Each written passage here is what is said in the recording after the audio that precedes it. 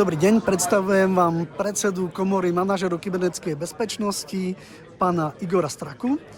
A pán Igor, ja sa chcem opýtať, ako vidíte tento dnešný deň na konferencii, ktorá je v podstate prvým takým prelomovým bodom na začiatku roku 2026. Je to prvá udalosť v kybernetickej bezpečnosti na Slovensku.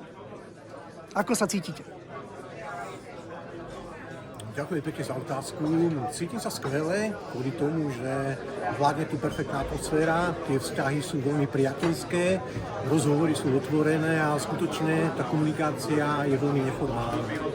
Jednak v podstate sa skladá konferencia z oficiálneho programu, ale myslím, že ešte dôležitejší je večerný program, ktorý je tvorený samotným networkom.